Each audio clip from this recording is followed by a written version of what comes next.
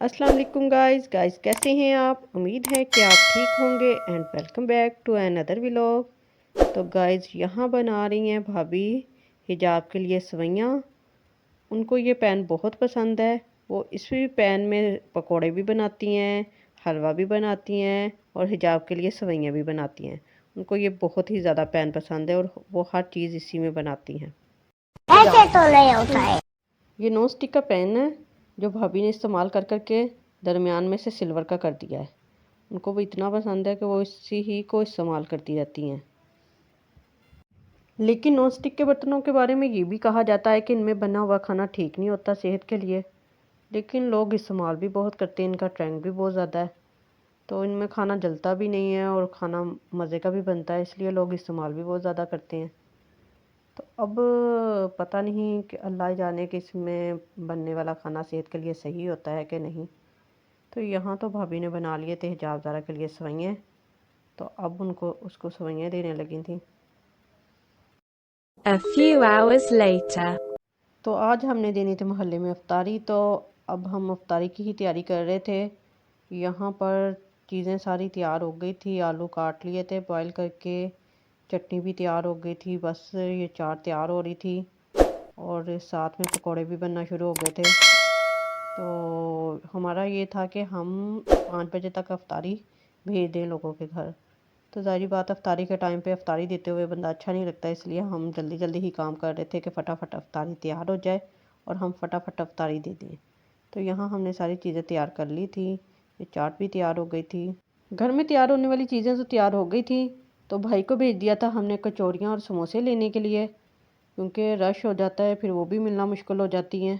तो हमने वो भेज दिया था भाई को लेने। A few moments later. भाई कचौरियाँ और समोसे लेके आ गए थे, तो हमने यहाँ पर सारा कुछ रख लिया था।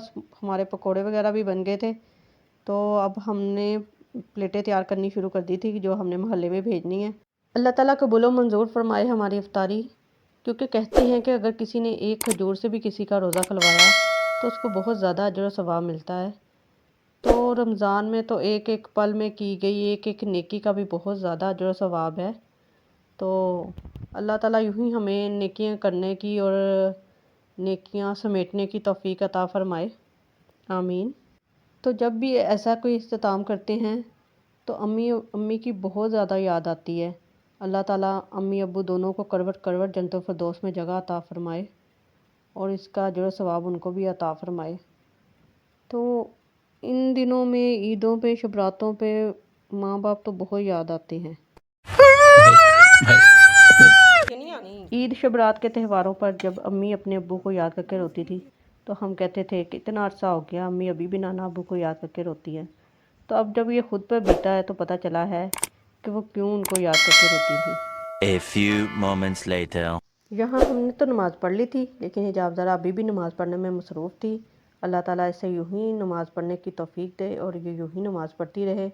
तो रमज़ान में तो जितनी भी इबादत कर लो कम ही लगती है और टाइम का भी पता नहीं चलता और ऐसे दिन चुटकियों में गुजर जाता है। अच्छा।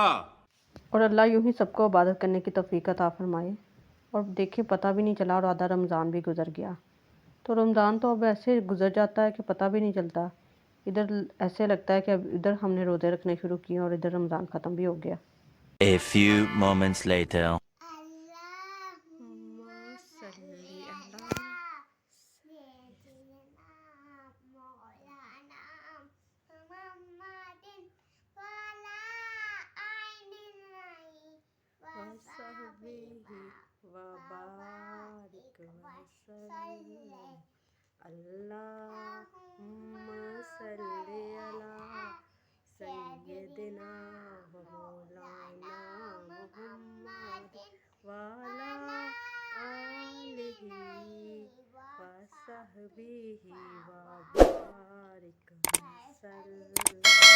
पढ़ लिया आपने नमाज? रुशु भी पढ़ लिया? चलें शाबाश, उठें अब चलें। A few hours later.